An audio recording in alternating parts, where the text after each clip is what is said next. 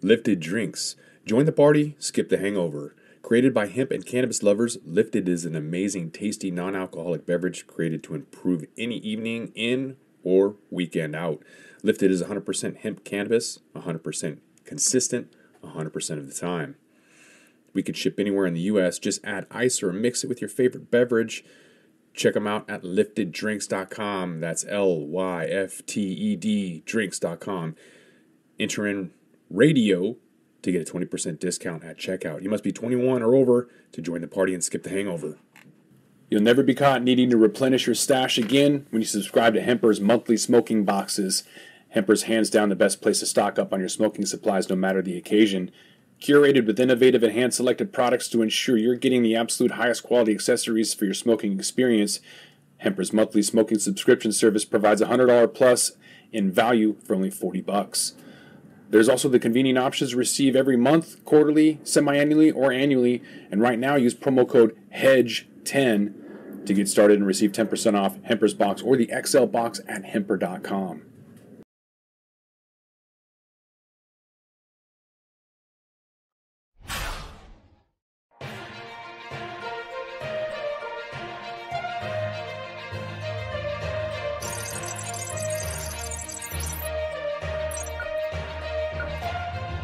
Hi, everyone. Welcome to Weed Talk News. I'm Elena Pinto, reporting for Pro Cannabis Media. Cannabis advocates have been waiting to see Congress take serious action on federal reform, and it looks like leaders may be trying their hand at it yet again. Newly introduced 2023 spending bills for several departments, including Homeland Security and the USDA, each contain cannabis provisions, one of which most notably helps protect immigrants. According to current policy, a person who admits to using cannabis, even in compliance with state law, is morally unfit for citizenship. But a proposed provision for DHS says the department couldn't use federal funding to deny admission to or deport immigrants who've used or possessed cannabis. Another federal financial proposal includes language to safeguard financial institutions that work with state legal marijuana or hemp businesses.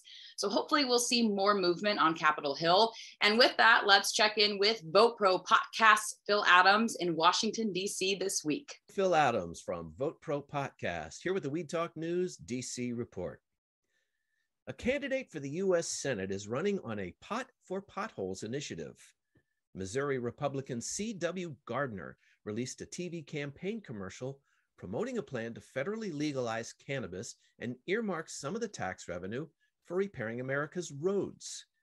In an interview with MarijuanaMoment.net, Gardner said, quote, "It's two things that might not go hand in hand, but I think it's two pretty popular ideas." Gardner's approach is not exactly a new idea, however. Former Rhode Island Governor Lincoln Chafee proposed a similar plan in 2014 after his state decriminalized cannabis. The National Institute on Drug Abuse announced a plan this week to create a national medical marijuana registry.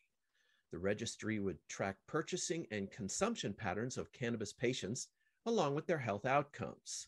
NIDA says the purpose is to, quote, "inform research, policy, and clinical recommendation practices on medicinal cannabis." The agency says the broad diversity in medical cannabis programs from state to state makes it difficult to analyze the current policy landscape nationwide. It says the new registry would provide a level of standardization in the collection of critical data necessary to understanding the broader use of cannabis products and how patients are responding. One of the winners in this week's GOP primaries is sponsoring a bill to legalize cannabis on the federal level. South Carolina Representative Nancy Mace, who fended off a challenge from Trump-backed candidate Katie Arrington, is among a handful of Republican co-sponsors championing the States Reform Act, an alternative to the cannabis legalization bills backed by Democratic leaders in the House and Senate. Among other provisions, the States Act would remove cannabis from Schedule 1, expunge prior cannabis convictions, impose a 3% federal excise tax on cannabis products, and generally treat cannabis similar to alcohol. In a statement, Mace said, quote, "The States Reform Act takes special care to keep Americans and their children safe while ending federal interference with state cannabis laws." That's the Weed Talk News DC report for this week. I'm Phil Adams from Vote Pro Podcast. The immediate future is looking grim for WNBA star Brittany Griner as a Russian court has extended her detention behind bars. The U.S. government has classified her as wrongfully detained, and major sports league leaders have rallied behind her release. She's been detained since March for an alleged vape cartridge in her luggage. And now a court says she'll be there until at least July 2nd. She faces a potential of 10 years in prison if something's not done. Brittany Griner should not be detained. She should not be detained for a single day longer. We were last able to have consular access to Brittany Griner last month. We continue to press for regular, continued access to all American detainees. But there are some good things happening overseas. Germany started holding expert hearings this week related to its cannabis legalization plan, which lawmakers expect to finalize by the end of the year.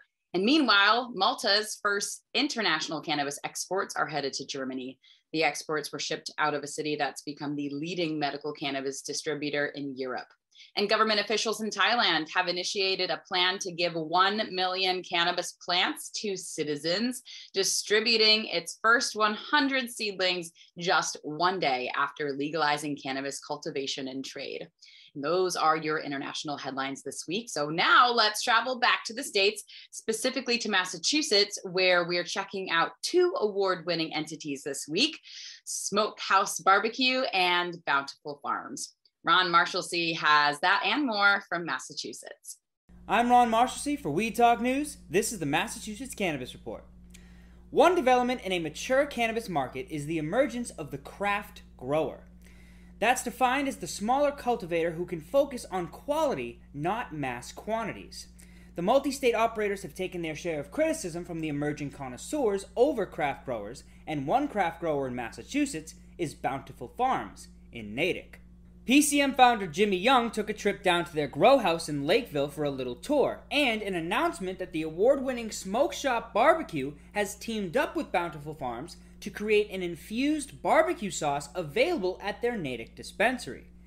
Andy Husbands is the Smoke Shop Barbecue master, and Zach Taylor is the head of cultivation for Bountiful Farms.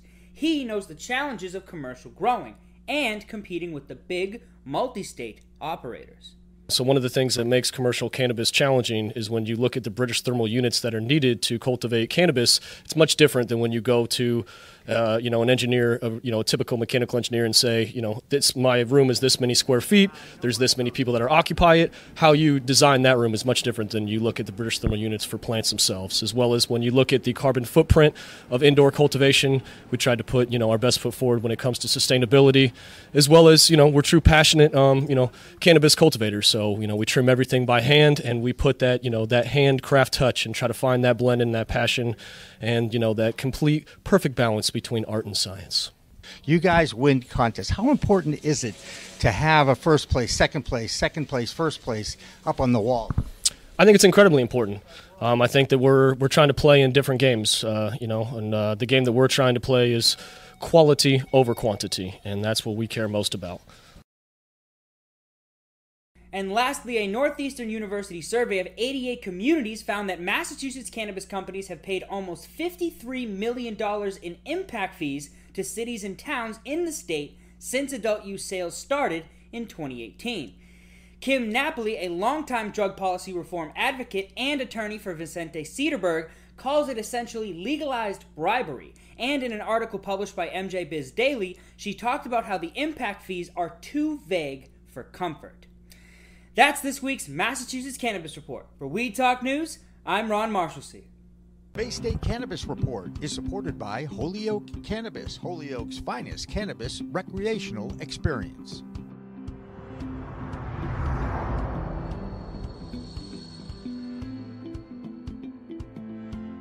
A sad state of affairs in New York State as dozens of cannabis farmers say they're being forced to rip cannabis crops from the ground, based on a surprise letter that limits the amount of land they can use.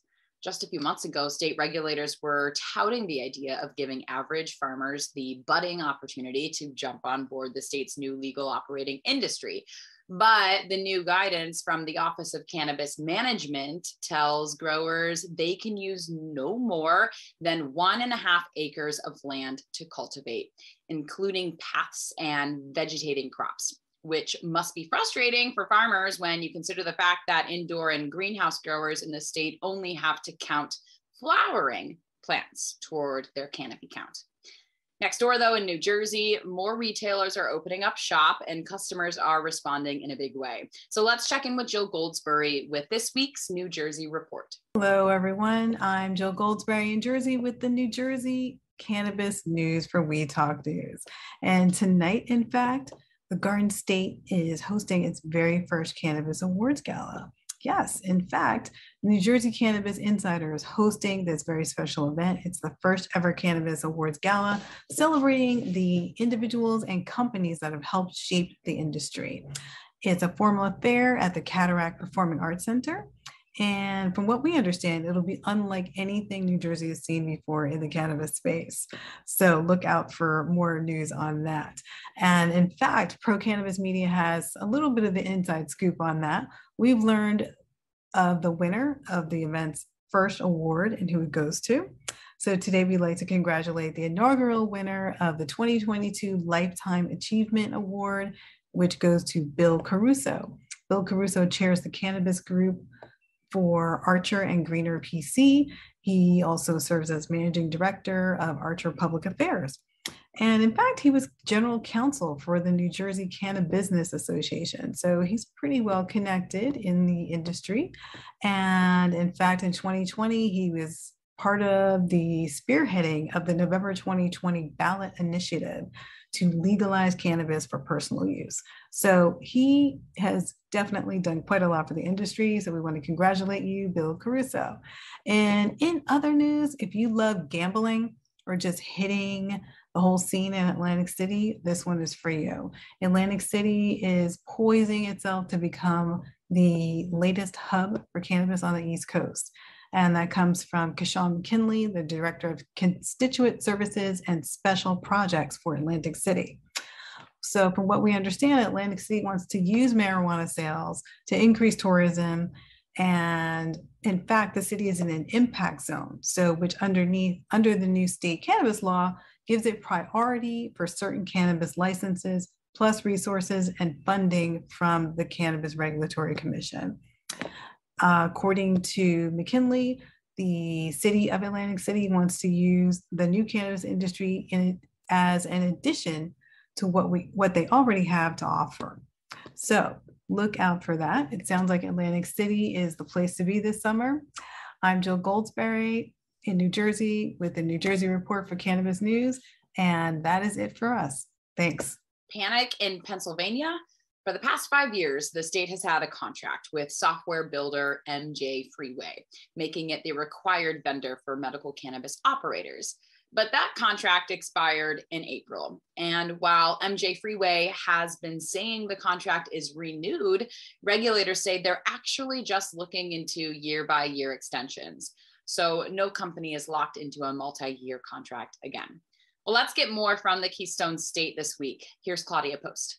I'm Claudia Post from Scarlet Express, and I'm here in the Keystone State, Pennsylvania, reporting for We Talk News. So, okay, nobody likes MJ Freeway. It's one of the many seed-to-sell software programs that's out there. And of course, the state of Pennsylvania chose what we think is the worst one. One of the reasons none of the operators like them, they are not communicative and they are not customer centric. They don't even answer the phone. So people are extremely frustrated with MJ Freeway. Now, in April, Pennsylvania's MJ Freeway contract expired. Then, brilliant state regulators, despite all of the complaints from cannabis company operators about the software bugs and the cost and, it's just awful service. Why then did the regulators choose to extend a one-year contract to them? Because the one-year they have offered us 3 one-year contracts. Of course, they didn't prepare and they should have looked for a replacement, but of course they did.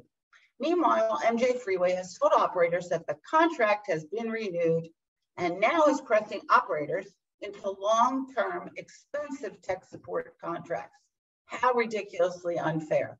What's wrong with our regulators? I am sure this will be fought in court. In fact, Meredith Buettner said there's a tremendous amount of frustration. She is the head of the State Cannabis Trade Association. Next up in news is Jushi Holdings, which again is delighted because the Commonwealth Court of Pennsylvania lifted the stay of temporary injunctive relief in the case challenging the vaporization product recall. If you remember, back in February, they recalled all the vape products off all the shelves in all of the dispensaries, unfairly, mind you, of course. In fact, the court noted that the department itself approved the recalled products for patient use. They did that previously. So now they said that, yes, they had the great quality, they were safe, they were this, they were that. So why were they recalled?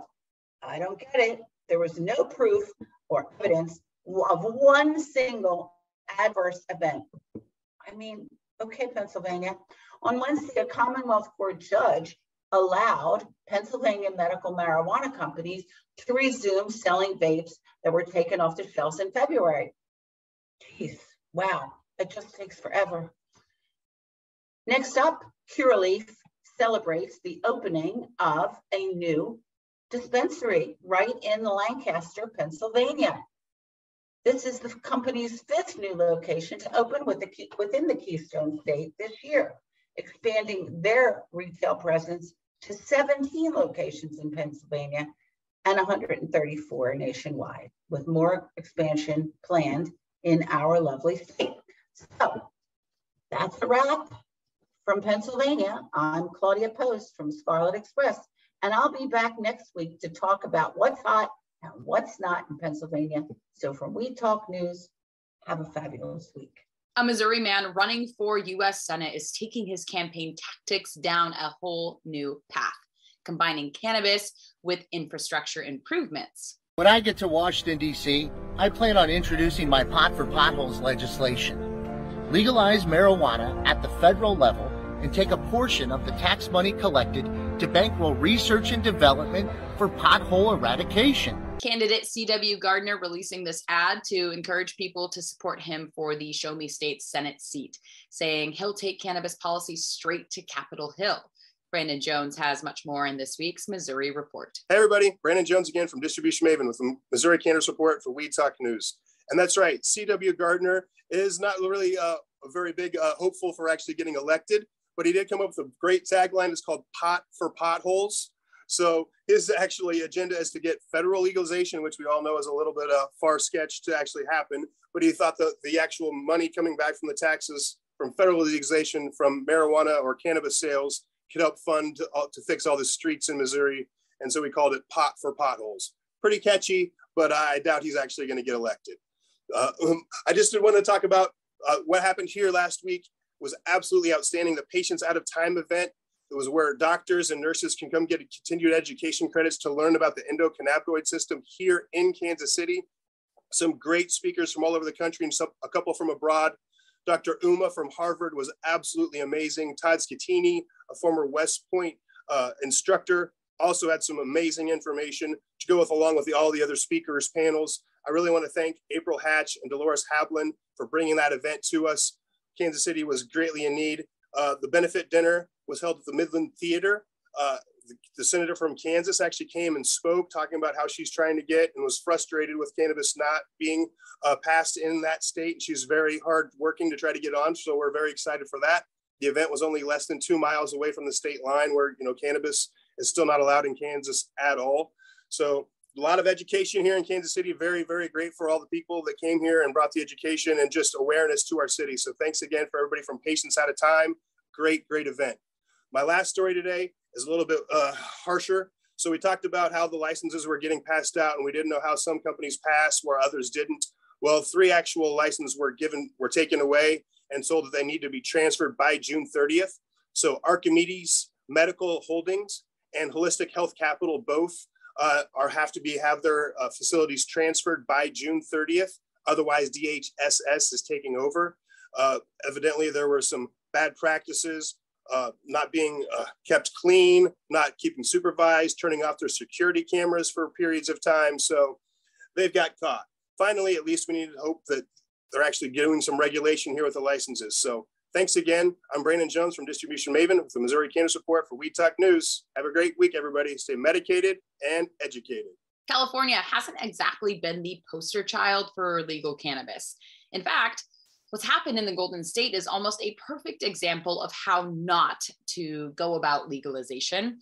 And now it seems their hemp industry may be taking a hit too, as the state's Department of Food and Agriculture seeks to fill several vacancies on its Industrial Hemp Advisory Board.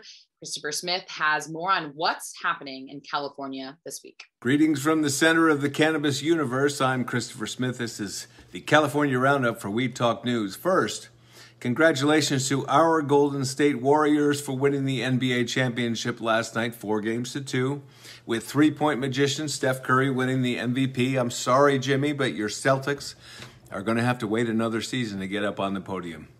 Andrew D'Angelo, brother of Steve and himself one of the founders of the famed Harborside Dispensary in Oakland, California, has written an op-ed for Forbes that lambasts the weak and short-sighted politicians that are driving the multi-billion-dollar California cannabis industry right off the pier. As he says, everyone in the state knows it's broken, but no one knows how to fix it. Governor Newsom has offered to reduce one tax but raise another, essentially rearranging the deck chairs on the Titanic. The last remaining solution, lawsuits and ballot initiatives in 2024. The good governor had better duck. But don't despair, California fans. Not everything is so bleak. Snoop Dogg is still here in the Golden State, and he's reacting to the economic challenges faced by his blunt roller by giving the man a raise. Point one, it's true. There's a person who gets paid to roll blunts for Snoop Dogg. That's a real job in California. I know you're jealous. Point two, that person makes between $40,000 and $50,000 a year, plus free weed, and sometimes a little clothes thrown in. Hey, it's not as good as working for Jenny Argy down in New York, but sounds like a good gig. The Cannabis Business Times reports that Sacramento officials have introduced a measure to create a fund for children and youth services using city local cannabis taxes. The Sacramento Children, Youth, Health, and Safety Act, introduced by Sacramento Kids First, a youth advocacy coalition, would require the city to invest the equivalent of 40% of revenues generated by the city's local cannabis tax from our unrestricted general fund into the Children's Fund. If approved by voters, it would go into effect July 1st, 2023, with roughly $10 to $12 million allocated toward children and youth services annually. Not bad. And finally, Harris Bricken Law Firm reports updated information on the clown show that is the LA County or the Los Angeles Cannabis Tax Lottery, the retail lottery.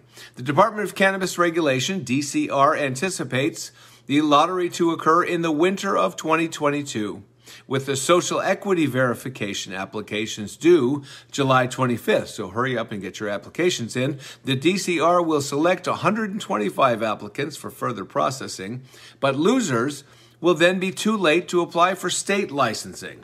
What a mess.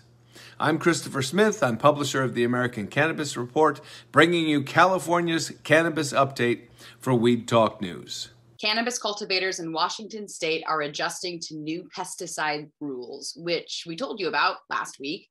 Regulators say, though, it's an effort to keep product and patients safe. And it looks like the same thoughtfulness is being expanded to retailers as the state announces new security initiatives for shops hit by robberies.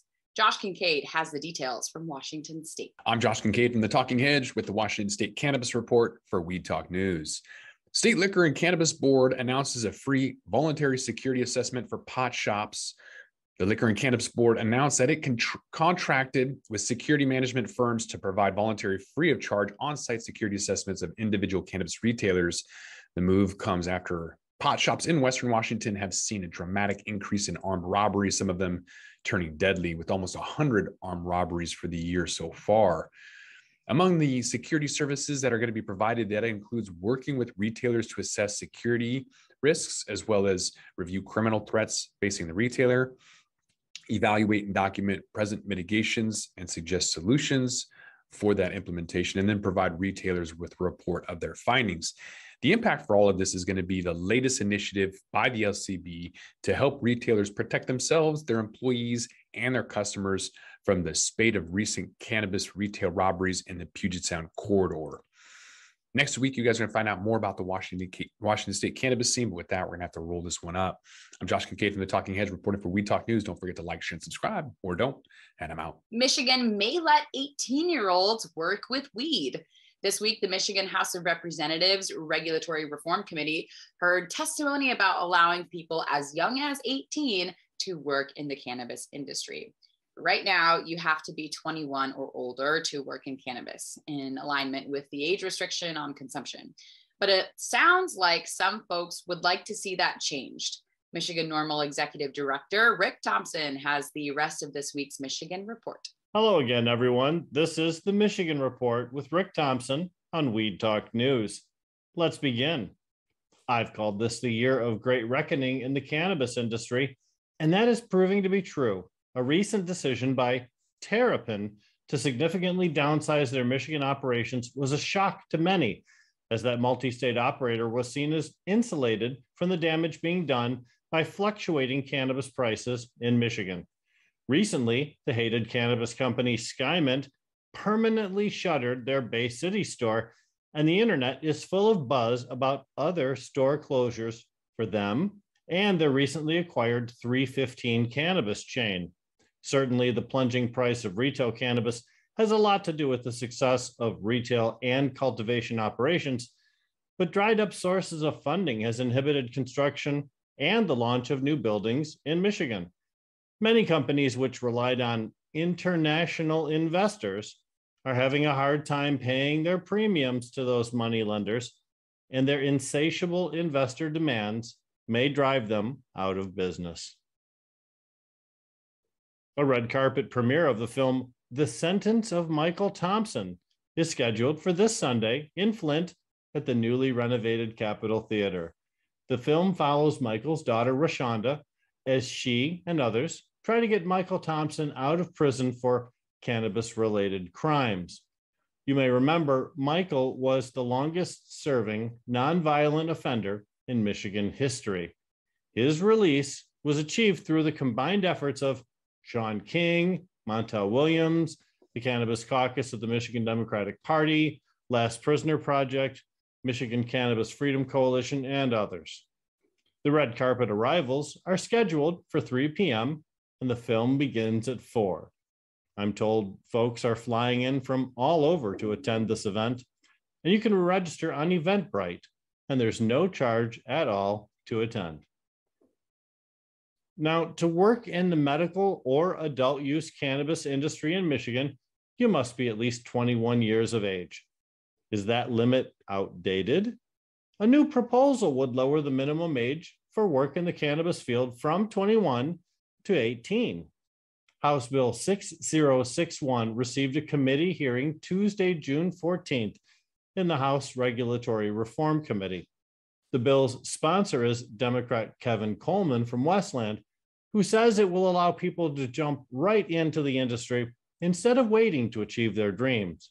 And it might alleviate worker shortages he imagines there are in the cannabis industry.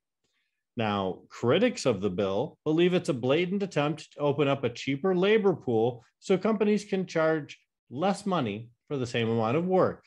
Now, which is a change that doesn't help the communities in which they're located and does not help the workforce at large. The bill will get a second hearing at which there will be a vote. It has had a long way to go before it's ready for the governor to sign. Oh, cannabis sales in Michigan dropped 4% in May, but that's compared to April's record-setting pace. And that's according to new data available from the Cannabis Regulatory Agency. Now, that's still $186.4 million in one single month.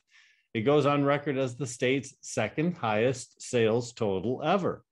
Medical sales continued their plunge and recorded the worst month of sales since January 2020, dropping almost 14% from the previous month.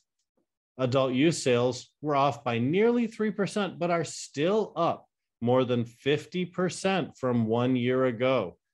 Overall, cannabis sales are up by 27% over last year's pace, even though the average price reported for a pound of flower dropped 2% for maple to $2,090 per pound. And that's it for the Michigan Report with Rick Thompson for Weed Talk News. Down south, Trulieve, one of the country's largest multi-state operators, has opened shop at a new location in Port Richey, Florida. And at the same time, regulators in the state have proposed new rulemaking on hemp extracts for consumption. So let's check in with Heather Allman for more from Florida this week. I'm Heather Allman from Cannabis Law Report with the Weed Talk News Florida Report. Planet 13 has cultivation, production, and dispensary operations in Las Vegas and in Orange County, California. But they also hold a coveted medical marijuana treatment center license in Florida. According to a recent press release, Planet 13 has an aggressive growth strategy that includes 6 Florida locations, and last week they announced their third dispensary will be located in the city of Ocala. Planet 13 is heavily targeting major Florida population centers with underserved communities and residents, and their new Ocala locations will be across the street from a Walmart Supercenter and an IMAX theater. Quality and convenience indeed. As reported last month, Bo Wrigley's cannabis company Parallel is plagued by lawsuits alleging fraud. Although they are embroiled in quite a sticky situation in the courts, Parallel is opening a third Soterra Wellness location in the city that just got out of the courts, Miami.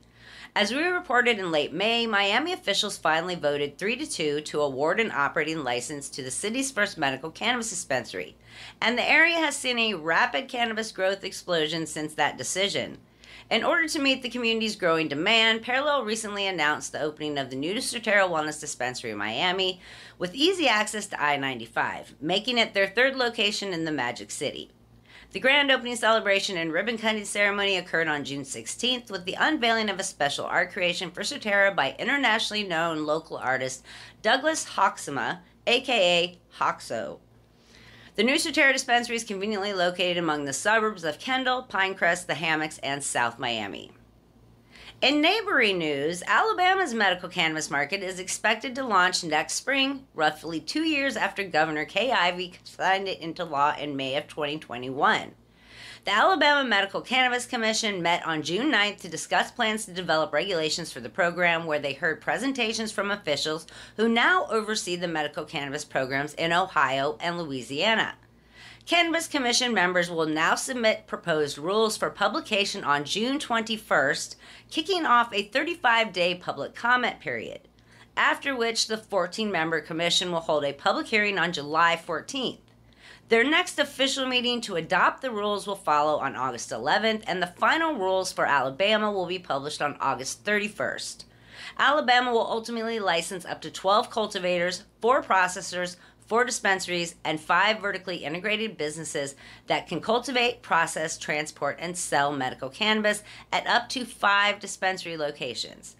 Alabama's medical cannabis law allows qualifying patients to access cannabis in the form of tablets, capsules, tinctures, gelatinous cubes, topicals, suppositories, and nebulizers. However, like Florida's rules back in 2016, Alabama's budding medical cannabis program initially will prohibit traditional edibles like brownies, as well as whole cannabis flower and all smokable products such as vape pens. But hey, a medical cannabis program of any kind is a welcome blessing for our sister state of Alabama. That's a wrap for the Weed Talk News Florida Report. I'm Heather Allman from Cannabis Law Report. And finally, cannabis consumers have been suspicious for a while that what you hear isn't always what you get, meaning a strain you get in one state, say gelato in California, may not be the same gelato in New Jersey. And now there's a study that proves it. Researchers from Leafly published a study that found cannabis labels do not consistently align with the observed chemical diversity of the product. They also found the labels to be inadequate to communicate to consumers the full range of cannabinoids and terpenes, which is increasingly being used as a factor to find the ideal cannabis product over something like an indica or sativa classification. So do your due diligence and be wary of what you smoke. After all, it's a whole new world of weed out there. Use it wisely. And that's it for Weed Talk News this week. I'm Elena Pinto for Pro Cannabis Media. Don't forget to smash that like button on your way out and check out these other videos that we've got.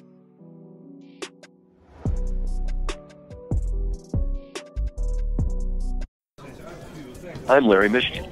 I'd like to invite you to join Jim, Marty, and me on our weekly podcast, The Deadhead Cannabis Show. Each week we explore the latest cannabis and jam band news and reminisce with other cannabis industry deadheads and jam band aficionados about the great musical acts that we've seen and heard.